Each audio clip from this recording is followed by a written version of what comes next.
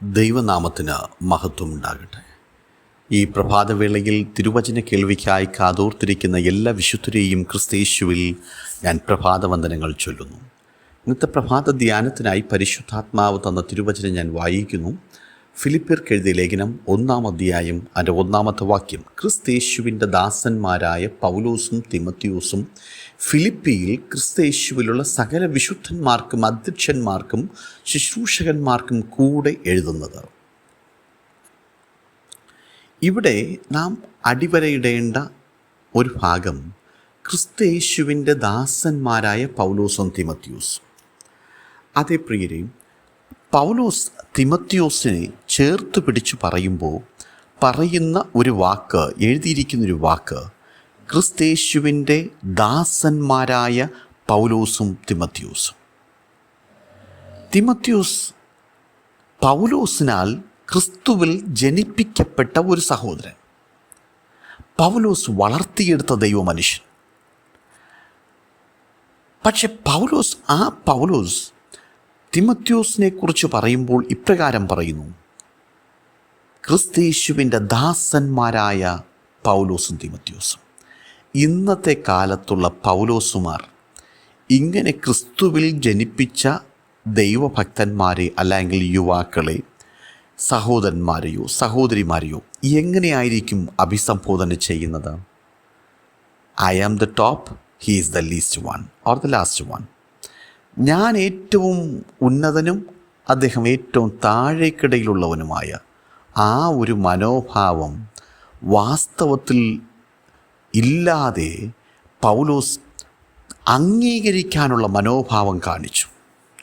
തൻ്റെ കൂട്ടുവേലക്കാരനെ അംഗീകരിക്കുവാൻ ശക്തനായ, ഉന്നതനായ, അപ്പോസ്തലനായ, ദൈവത്തിൻ്റെ 3-ാം സ്വർഗത്തോളം എടുക്കപ്പെട്ട, ദൈവത്തിൻ്റെ ഹൃദയത്തിൻ്റെ മർമ്മങ്ങൾ പ്രാർത്ഥനയാൽ ഒപ്പിയെടുത്ത ആ ഭക്തൻ,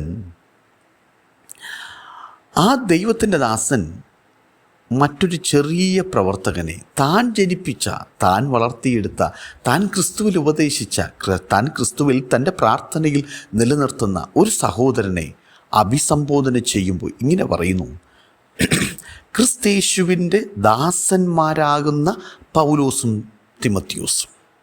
എത്ര മഹത്വമുള്ള ഒരനുഭവമാണ് പ്രിയരെ. അതെ, രണ്ടാമത്തെ കാര്യം, പൗലോസിൻ്റെ മനോഭാവം നോക്കുക. ചേർത്ത് പിടിച്ച് അഭിസംബോധന ചെയ്യുന്ന മനോഭാവത്തോടൊപ്പം തന്നെ നമുക്കറിയാം, തിമത്തിയോസിൻ്റെ അമ്മ ഒരു യഹൂദ സ്ത്രീയും അപ്പൻ ഒരു യവനനുമാണ്. എൻ്റെ ഓർമ്മ ശരിയാണെങ്കിൽ അങ്ങനെയാണെന്ന് തോന്നുന്നു. എനിവേ, രണ്ടുപേരും യഹൂദ ജാതിയിൽ നിന്ന് വന്നവരല്ല. ഇവരിൽ ഒരാൾ അപ്രകാരം അന്യജാതിയിൽപ്പെട്ടയാളാണ്. പൗലോസിൻ്റെ വിദ്യാഭ്യാസം നോക്കൂ. ഗമാലിയൻ്റെ കാൽപാദത്തിലിരുന്ന് പഠിച്ച്, ഇന്നത്തെ കാലത്തെ ഭാഷയിൽ പറഞ്ഞാൽ ഡബിൾ PhD എടുത്ത ഒരു ശക്തനായ അഭിഷക്തൻ. അപ്പോൾ വിദ്യാഭ്യാസ മേഖലയിൽ. ഇനി പൗലോസ് തന്നെക്കുറിച്ച് ഫിലിപ്പിയർക്ക് ലേഖനം എഴുതുമ്പോൾ ഇങ്ങനെ പറയുന്നു: ഞാൻ പരീശനിൽ നിന്ന് ജനിച്ച പരീശൻ, എബ്രായനിൽ ജനിച്ച എബ്രായൻ. അല്ലേ? അപ്പോൾ പൗലോസിൻ്റെ അമ്മയും പൗലോസിൻ്റെ അപ്പനും യഹൂദ സമുദായത്തിൽ നിന്ന് വന്നവർ. ഞാൻ പറയട്ടെ പ്രിയരെ, ആ സമൂഹത്തിനകത്ത് യഹൂദ മാതാപിതാക്കളാൽ ജനിക്കപ്പെട്ട തലമുറയ്ക്കും മറ്റേതെങ്കിലും ഒരു നിലവാരത്തിൽ, അതായത് അപ്പനോ അമ്മയോ യഹൂദരും,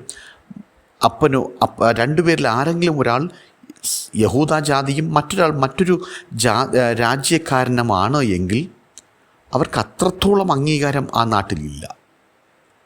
പക്ഷേ ആ കാലഘട്ടത്തിലും പൗലോസ് ഇതൊന്നും പരിഗണിക്കുന്നില്ല. നോക്കൂ, കാലഘട്ടം എത്രയാണെന്ന്.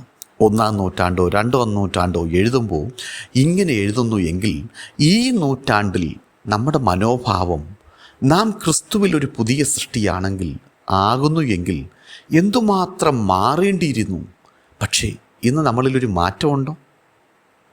വിദ്യാഭ്യാസത്തിൻ്റെ കൂടുതൽ പറഞ്ഞ് നമ്മൾ മറ്റുള്ളവരെ അകറ്റി നിർത്തുമ്പോൾ, കുറവ് പറഞ്ഞ് അകറ്റി നിർത്തുമ്പോൾ, കൂടുതൽ പറഞ്ഞ് നമ്മൾ മാറി നിൽക്കുമ്പോൾ, ജാതിയുടെ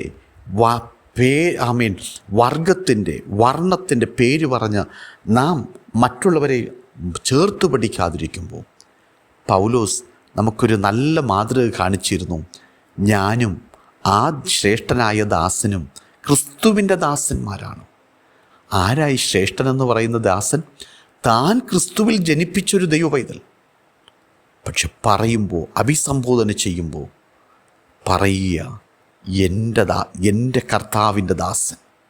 പ്രിയമുള്ളവരെ, നമ്മുടെ കൂട്ടത്തിൽ ആരാധിക്കുന്ന ദൈവപൈതൽ, നമ്മളോടൊപ്പം നിൽക്കുന്ന ശുശ്രൂഷകന്മാർ, നമുക്കൊരുമിച്ച് പറയാൻ കഴിയട്ടെ, എൻ്റെ കർത്താവിൻ്റെ ദാസന്മാരാകുന്ന ഞങ്ങൾ. ആ മനോഭാവമാണ് പ്രിയരെ ക്രിസ്തുവിൻ്റെ ഭാവമുള്ളവരാകുക എന്നുള്ളത്.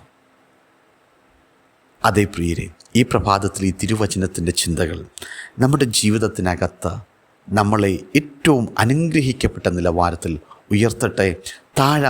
താഴ്മ ധരിക്കാം.